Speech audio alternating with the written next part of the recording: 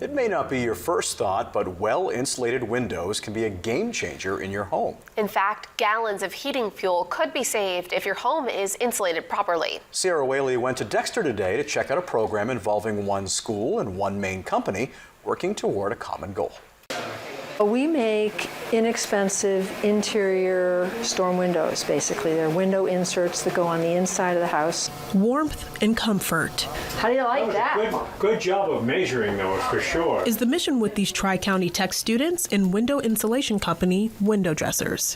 What I wanted really was to engage the community, engage the youth in being part of a very important project. A Tri-County Technical Center program provides students enrolled in energy system courses to help the community with keeping homes properly heated by building well-insulated windows. Last year we decided we wanted to involve the students, the Tri-County Technical Center students, in helping us to build the inserts because we felt it might only improve their program and it might improve our ability to be sustainable. Affordability and accessibility can be a problem in Maine when it comes to well-insulated windows. So this program provides for seniors, the less fortunate, or someone looking for an affordable installation. And these students are well ahead of the program. Our goal was 400 inserts this year, and the students have built 129 inserts. Of course, making sure that we're keeping that heat inside the home is extremely important.